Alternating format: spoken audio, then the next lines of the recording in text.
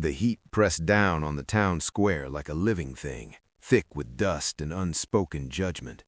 Boots scuffed against packed earth, wagon wheels creaked. Conversations died mid-sentence as Clara Johnson stood frozen near the general store, Henry Dalton's hand still clamped around her arm. She did not look at him. She stared past his shoulder, jaw set, spine straight, holding herself together by will alone. The grip was not painful. Dalton knew better than to bruise, but it was deliberate, possessive, a reminder to everyone watching that power here did not ask permission. "Think about it, Clara," Dalton murmured, his voice pitched low but confident, crafted to carry. "A woman alone doesn't last long on land like this." Around them, townsfolk pretended not to see. A woman shifted a basket on her hip. A man coughed and looked away. Silence became a verdict. Clara drew in a slow breath. She had learned how to breathe through worse than this, through loss, through hunger, through nights when fear pressed harder than any hand. "This land belongs to my son," she said calmly, "and I won't trade it." Dalton's smile tightened. He leaned closer, lowering his voice further, savoring the moment. "Pride's a luxury for women who can afford it." That was when the voice came. Low, steady, unrushed. "I'd trade 10 herds for one night inside you." The square shattered into stillness. Dust hung mid-air. A horse stomped once, sharp as a gunshot. Every head turned. Clara's breath left her lungs in a rush she could not control. The man stood a few paces away, tall and dust-worn, his hat casting a shadow across eyes that never wavered. He did not grin, he did not posture. He spoke as though stating a fact already weighed and decided. James Carter. A drifter, they said, a nobody, a man passing through. Dalton released Clara's arm slowly, like a man loosening his grip on a card he meant to play later. Then he laughed, loud, delighted, cruel. "Well, I'll be damned," Dalton said, slapping his thigh. "Hear that, folks? The cowboy's rich in imagination." Laughter rippled outward, uneasy at first, then louder, hungry, the kind that fed on spectacle. Clara felt heat crawl up her neck, not just shame, but something sharper, exposure. She had been looked at before, judged, measured, but this was different. This was being seen. James did not look at Dalton. He looked at her. His gaze held no mockery, no hunger sharpened to cruelty. There was desire there, plain and unmistakable, but bound tight with something steadier, respect, resolute, as if he had chosen her long before he ever spoke. The noise around them faded. Clara heard only her own heartbeat, loud in her ears. She thought of all the times men had spoken about her, never to her, never for her. Dalton stepped closer to James, amusement flashing in his eyes. "You got 10 herds, drifter?" James turned then, slow and unbothered. "Not yet." The laughter swelled again. "But I will," James continued, his voice even, "and when I do, I won't forget what I promised."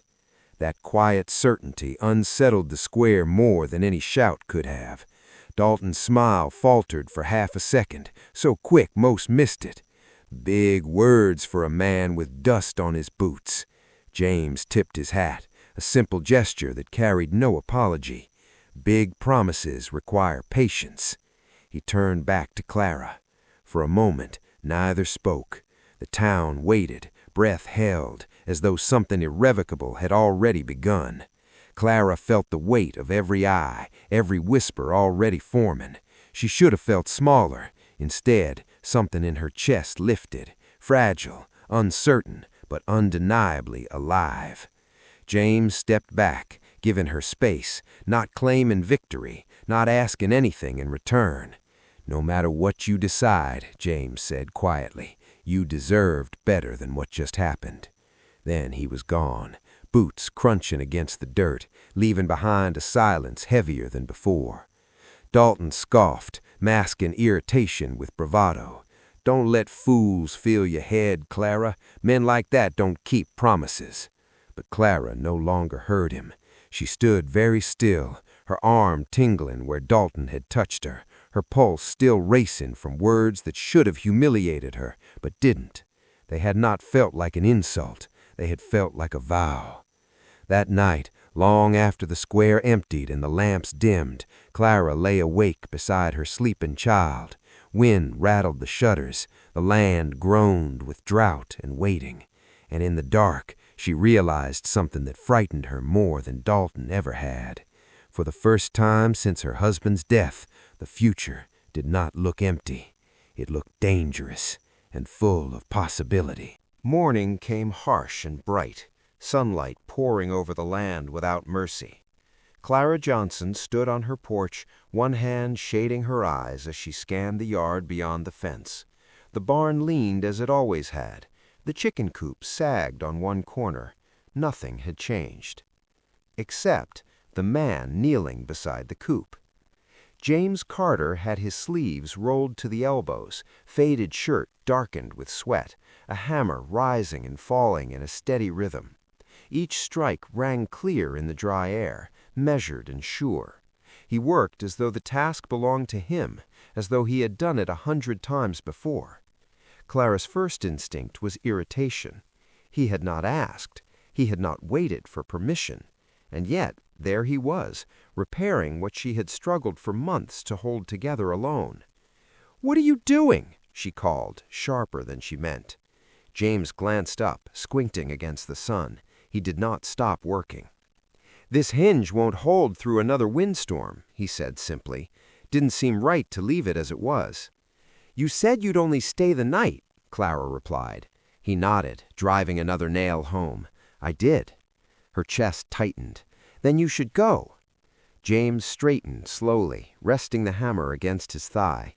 He looked at her, not offended, not defensive, just thoughtful.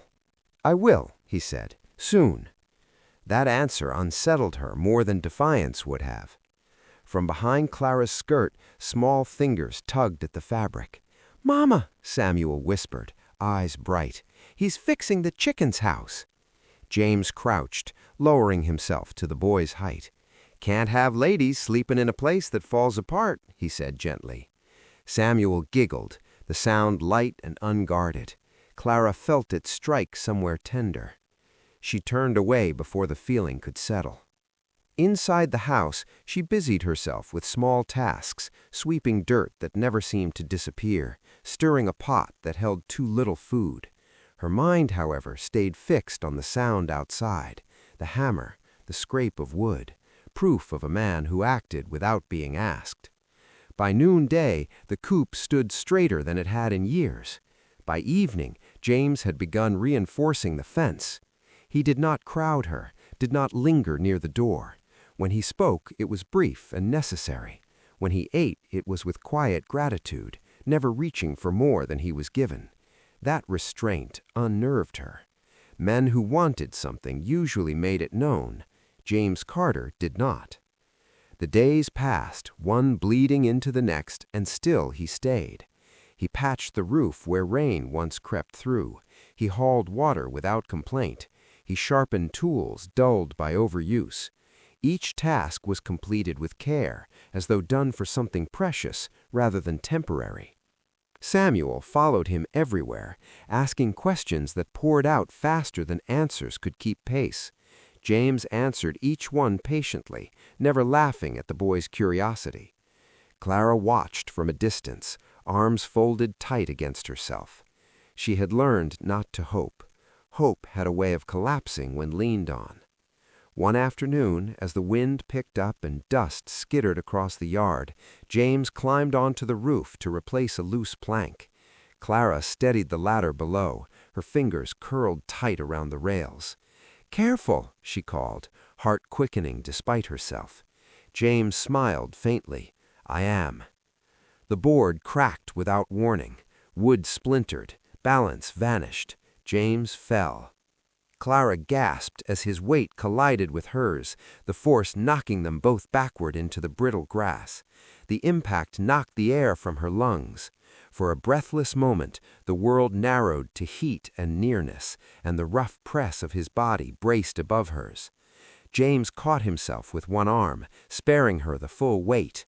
Their faces hovered inches apart. Neither moved. His breath brushed her cheek, warm and uneven. Her pulse thundered so loud she was sure he could hear it. A loose curl slipped across her face, and without thinking, James lifted his hand and brushed it aside. The touch was light, careful, as though asking permission without words. Clara's chest tightened painfully. This was not Dalton's grip, claiming and public. This was private, hesitant, almost afraid. "Mama!" Samuel's voice rang out from the doorway. James pulled back at once, rising to his feet, his jaw tight. Clara sat up quickly, cheeks burning, heart racing like she had been caught doing something wrong, though nothing had happened at all. Samuel ran towards them holding a broken wooden horse. "Uncle James, you promised to fix this." James took the toy with a nod, as if the moment before had never existed. "I did," he said evenly, "and I will." Clara brushed dirt from her skirt, refusing to meet his eyes. That night she sat alone by the fire long after Samuel slept. The house felt different now, less hollow. She did not know when that had happened. Outside, by the barn, a lamplight glowed. James sat sharpening a knife, his movements slow and methodical. His shadow stretched long against the boards. A drifter who should have left, a man who stayed. And Clara realized, with a quiet jolt of fear, that his presence was already carving space inside her heart, space she had sworn would remain empty forever. That thought terrified her, because if he left now, the silence would be unbearable. Night settled over the land without ceremony, a cool hush falling across the fields where heat had ruled all day. The cattle shifted and sighed in the distance. Crickets stitched sound into the dark. Clara stood just beyond the edge of the porch light, her shawl drawn close, listening to the quiet she once knew too well. James sat near the barn, coaxing a small fire to life with careful hands. The flame caught slowly, as if reluctant, then bloomed into a steady glow that warmed the night. Its light climbed his shoulders and carved his face in soft shadow. Clara did not mean to walk toward him. Her feet carried her there before her mind agreed. James looked up as she approached. He did not rise. He did not speak. He simply made space beside him, shifting so she could sit without brushing too close. For a long moment they watched the fire in silence. "I meant to leave today," James said at last, his voice low, even. "Didn't." Clara nodded. "I noticed." Another pause. The fire popped, sending sparks upward like brief stars. "There was a time," he continued, eyes fixed on the flames, "when staying would have frightened me more than going." She glanced at him, surprised. He did not look back. "I had a home once, in Missouri, small ranch. My wife, Emily, she kept it alive. When she died, the house felt like a body with the heart torn out. I couldn't breathe in it anymore." Clara's fingers tightened in her lap. She knew that emptiness, knew the way grief hollowed walls. "I sold it," James said quietly. "Everything. Rode until the road stopped asking questions." Clara swallowed. "I lost my husband 8 months ago." He turned then, his gaze steady and intent. "I know." The acknowledgment startled her, not because he knew, but because he had listened. "He went to work one morning. A rope snapped. That was it." I exhaled slowly. I became two people that day, mother and father, strong and scared, and everyone watched to see which one would fail first. James' jaw tightened. "That day in town when you spoke, you didn't have to." "I wanted to," he said. She looked at him. "Why?" James met her eyes fully now, the firelight bright in the gray-blue depths. Because no one should touch what isn't offered, and because when I saw you standing there, alone against all of them, I knew I'd stand with you if it cost me everything. The words settled between them, heavy and undeniable. Clara felt something give inside her chest, not breaking, but opening. She had been braced against the world for so long she had forgotten how to lower her guard. And that line you spoke, about trading 10 herds. James did not flinch. It wasn't bravado. I know, she replied. The admission surprised them both. She stood then, restless, pacing a short line before the fire. I've been a widow longer than I've been a woman. The truth scraped raw as it left her. Every look weighs me, every touch takes. I'm tired, James. He rose slowly, careful not to crowd her. You don't owe anyone anything. She laughed softly, without humor. Everyone tells a woman like me what she owes. James reached out, stopping just short of touching her. Then hear this, he said. You owe no one your body, your land, your silence, or your shame. The words struck like rain on parched ground. Clara's breath hitched. She closed the small distance between them herself. James lifted his hand, hesitating, then gently tipped her chin upward. The touch was warm, certain, asking without words. She did not pull away. Their foreheads nearly touched, breaths mingling, the firelight dancing between them. Desire surged, sharp and undeniable, but it was braided with something steadier, recognition, respect, a shared understanding of loss and longing. I've carried this weight too long, she whispered. Just once I want to feel chosen, not bargained, not pitied. James' voice roughened. You are. That was all.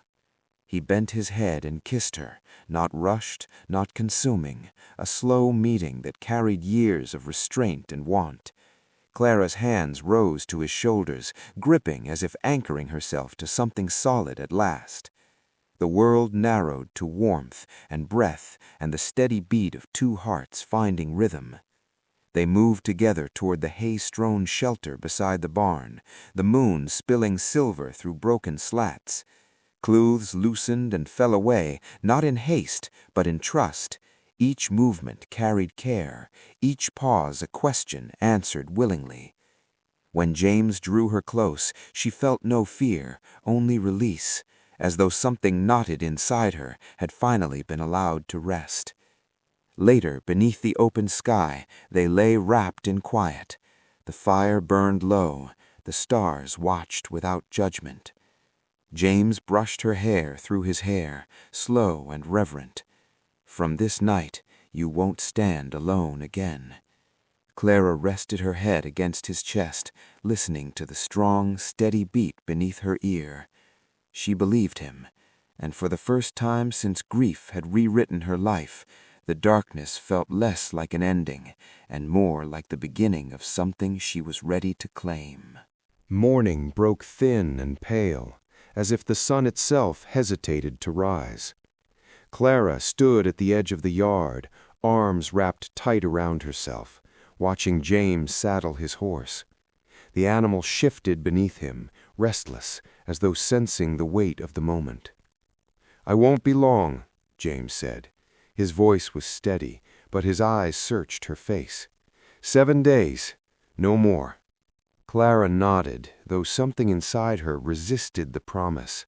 She had lived long enough to know how easily days stretched into forever. "I don't need proof," she said quietly. "Not from you." James dismounted, stepping close. He cupped her face gently, thumbs brushing her cheeks. "I need it," he replied, "so no one ever doubts you again." He kissed her once, slow, lingering, filled with things neither dared speak aloud, then mounted and rode away, his figure shrinking until the land swallowed him whole. The silence that followed was immediate and brutal. The first day passed in work. Clara mended clothes, swept floors, fed animals.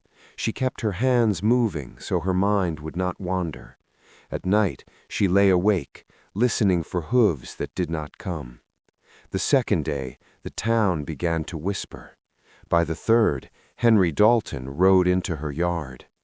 He dismounted with practiced ease, his presence filling the space as if it belonged to him. "He's gone," Dalton said, not bothering with pleasantries. "Men like that always are." Clara stood firm in the doorway, Samuel clinging to her skirt. "Leave," she said. Dalton smiled thinly. "I'm offering you safety, marriage, respect." His gaze slid over her with proprietary ease. "You and the boy won't survive here alone." Fear stirred, unwelcome and sharp, not for herself, but for her child, for the nights without James's quiet strength, for the doubt that crept in when promises were unanswered. "I'll give you time," Dalton added, mounting his horse, "but don't mistake waiting for loyalty." When he left, Clara's knees nearly buckled. The fourth day dawned heavy with clouds that brought no rain. The fifth day, Samuel asked, "Mama, when is Uncle James coming back?" "Soon," she answered, though her voice trembled. The sixth day, she stood at the edge of the field until the sky burned red and empty. By the seventh night, hope thinned to a fragile thread. Samuel slept curled tight beneath his quilt. Clara sat alone at the small table, staring at the door as if she could will it open. Dalton's words echoed cruelly in her mind. "He's had you, now he's gone." Tears came then, hot and relentless. She buried her face in her hands, shoulders shaking, grief and fear breaking through her careful control. Then came the knock. 3 sharp raps against the door. Clara froze, heart pounding so loud it drowned the wind.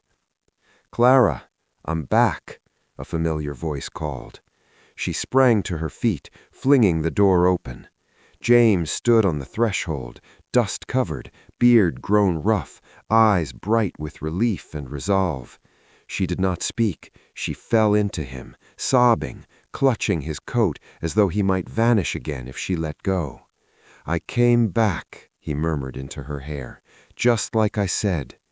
He carried her inside, shutting the door against the night. Their reunion needed no explanation. Fear gave way to certainty. Absence dissolved into presence. Later, wrapped in warmth and quiet, Clara rested against him, breath finally steady. "I was afraid," she admitted softly. James held her closer. "I know." From that night forward, doubt had no place between them. The waiting was over, and in the quiet that followed, Clara understood something new. Promises mattered, but coming back mattered more. Morning arrived clear and unforgiving, the kind of brightness that revealed everything people wished to hide. Clara walked beside James toward the town square, Samuel skipping between them, clutching first one hand and then the other. Each step felt heavier than the last, not from fear alone, but from the knowledge that this day would decide more than reputation. The square was already crowded. Word had traveled faster than dust on wind. Men gathered near the bank steps, women clustered beneath awnings, whispers flickering like sparks. At the center stood Henry Dalton, polished and prepared, flanked by authority and confidence. He smiled when he saw Clara. "There you are," his eyes seemed to say, "right where I left you." James did not slow. He did not release her hand. When they reached the center of the square, James stopped. The crowd hushed, sensing the weight of the moment. Samuel squeezed Clara's fingers, instinctively closer. Dalton stepped forward, voice booming. "Well, folks, looks like the drifter found his way back after all." His smile sharpened. "Come to beg forgiveness, Carter?" James answered by lifting a heady leather sack from his shoulder and dropping it onto the merchant's table. The sound rang out, metal striking wood. He untied the cord. Gold spilled into the sunlight, coins flashing bright enough to steal breath. Gasps rippled outward, disbelief spreading faster than rumor ever had. James spoke calmly. "I said I'd trade 10 herds. I don't speak lightly." Dalton's smile faltered. James turned then, not to the crowd, not to Dalton, but to Clara. He took both her hands in his, grounding her trembling. "Clara Johnson," he said, his voice steady but thick with feeling. "I spoke words that day in the square. I meant them, not to shame you, to honor you." He drew a breath. "Before everyone who doubted you, I ask, will you be my wife?" The square held its breath. Clara felt tears spill freely, unashamed.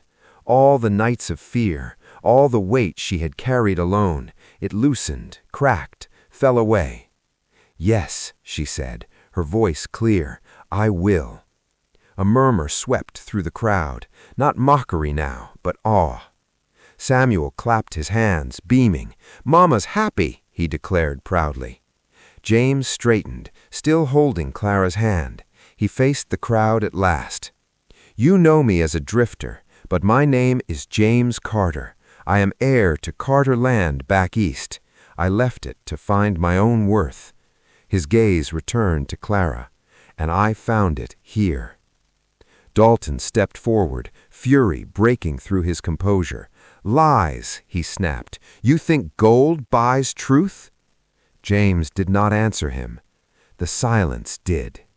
Authority shifted without ceremony. Eyes turned away from Dalton. Whispers no longer fed his power. Dalton's face reddened. His mouth opened, then closed. For the first time he stood exposed. No grip, no leverage, no claim. He turned sharply and strode away, boots striking dust with hollow force. The square did not follow him. Instead, it watched Clara. Not the widow, not the burden, the woman who had stood and been chosen. Later, as the sun dipped and the crowd dispersed, Clara sat on the porch of her home, James beside her, Samuel curled happily between them. The land still bore scars of drought. Life was still uncertain, but she was no longer alone. James took her hand, his thumb brushing her knuckles. "I promised," he said softly. Clara leaned into him, peace settling deep and certain. "And you came back." That was enough. 10 herds had never been the price. Choosing her, publicly, fully, had been the vow.